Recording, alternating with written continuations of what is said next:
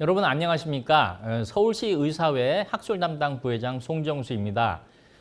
저는 중앙대학교 병원 류마스내과 과장으로 근무를 하고 있습니다. 류마스내과는 자가 면역 질환과 또 관절염을 주로 보는 내과의 한 분야입니다. 여러 가지 관절염이 있습니다. 류마티스 관절염도 있고 퇴행성 관절염도 있고 강직성 척추염도 있고 통풍도 있고 자가 면역 질환에는 전신 홍반 루푸스라든지 전신 경화증이라든지 다발성 근염이라든지 쇼그란 증후군이라든지 그런 여러 질환이 있는데 관절이 아프면서 또 자가 면역 질환으로 분류되는 질환이 류마티스 관절염입니다. 그래서 이 류마티스 관절염은 대표적인 류마티스 질환으로 분류가 되고 있습니다. 류마티스 질환을 잘 모르시는 분들은 뭐 그냥 관절이 아프지만은 이게 뭐 얼마나 대단한 병이겠어 그렇게 생각을 하시겠지만은 이 류마티스 관절염은 관절만 아픈 것이 아니라 폐도 아플 수가 있고 심장도 아플 수가 있고 콩팥도 아플 수가 있고 또 눈물샘, 침샘 그런 데도 다 침범을 할 수가 있습니다. 또한 심장 혈관 질환을 더 빠른 나이에 일으킬 수가 있어 갖고 부정맥이라든지 심근경색증이라든지 협심증이란 그런 합병증으로 인해서 조기 사망을 일으킬 수 있는 심각한 질병입니다. 류마티스 관절염은 전 세계에서 한 1%, 전 인구의 1% 정도에서 걸린다고 알려져 있고 우리나라에서도 전 국민의 1%에서 류마티스 관절염이 생깁니다. 류마티스 관절염은 주로 여자에게 잘 생깁니다. 그래서 여자가 남자보다 3배 정도 더 잘 생기게 되고 생기는 나이는 20대부터 60대까지 굉장히 다양하게 생길 수 있습니다. 간혹 가다가 초등학생 같은 어린이에게도 류마티스 관절염이 생길 수가 있는데 이런 경우에는 소아 류마티스 관절염이라고 해서 이제 소아과에서 진료를 보고 있습니다. 류마티스 관절염의 증상은 크게 두 가지로 나눌 수가 있습니다. 하나는 관절이 아픈 관절 증상이고 또 하나는 관절이 아닌 관절 외 증상, 그러니까 전신 증상이라고도 불리는 그런 두 가지 큰 증상으로 나눌 수가 있는데 관절 중에서 가장 많이 침범하는 관절은 손관절입니다. 그래서 손 중에 이렇게 요 손가락 뿌리 관절, 그다음에 손가락 중간마디 관절을 침범하고 그다음에 손목에도 관절염이 와서 손목이 빨갛게 변하고 뭐 비엔나 소세지처럼 통통 붓고 만지면 굉장히 아프고 또 뜨끈뜨끈하고 피부가 빨갛게 변하는 그런 증상이 생길 수가 있습니다. 엑스레이를 찍어보면 뼈가 녹아나는 그런 현상도 보일 수 있을 정도로 류마티스 관절염은 심한 관절염으로 인해서 뼈를 녹는, 뼈를 깎는 아픔을 그렇게 겪고 있습니다. 그다음에 팔꿈치, 어깨, 무릎, 발목, 발가락 주로 말초 관절을 주로 많이 침범합니다. 이 관절염이 심하게 되면은 나중에 관절이 굳게 되고 관절을 폈다 이렇게 굽혔다 하는 관절 기능을 상실하게 돼서 나중엔 관절 기능 장애를 유발을 할 수도 있습니다.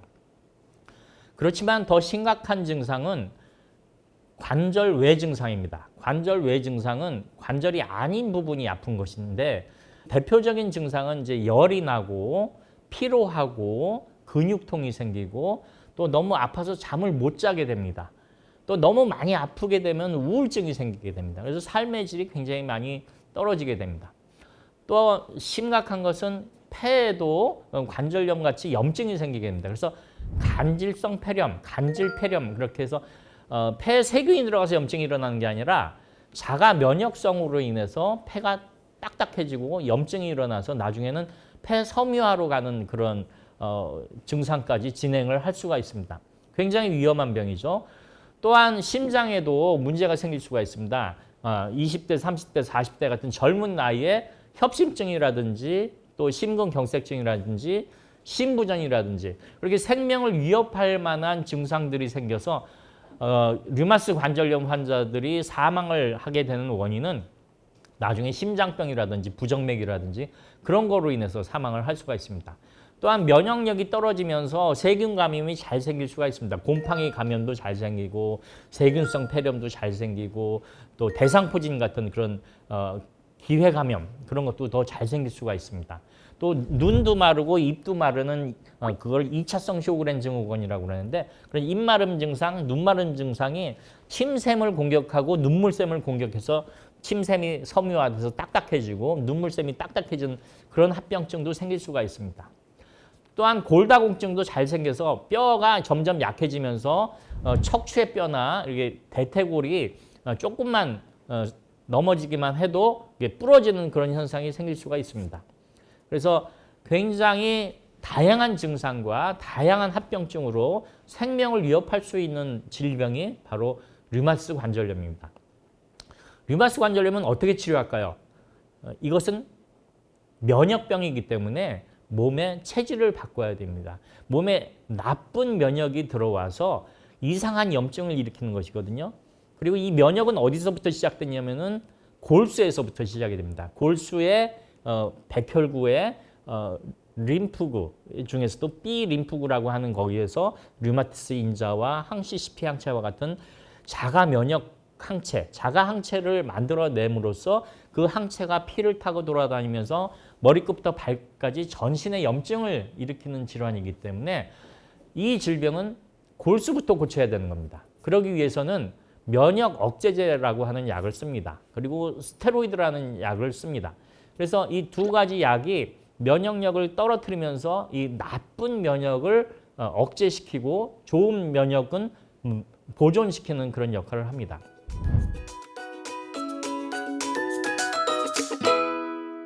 스테로이드의 부작용이 굉장히 다양한 부작용이 있습니다. 얼굴도 붓고 혈압도 올라가고 당뇨도 생기고 고지혈증도 생기고 골다공증도 생기고 그래서 최근에는 스테로이드를 썼다가 빨리 빼자, 빨리 줄이자, 끊자라고 하는 게 요즘의 치료 트렌드입니다.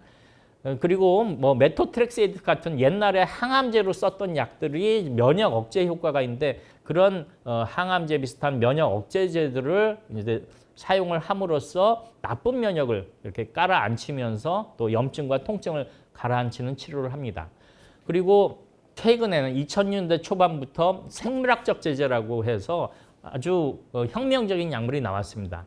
그래서 그것은 질병의 뿌리가 되는 그런 근본 물질들, 면역 세포들을 억제하는, 면역 세포들을 조절하는 그런 약물들이 나와서 옛날에는 류마티스 관절염이 불치병이라고 그렇게 얘기했지만 요즘은 불치병은 아니다.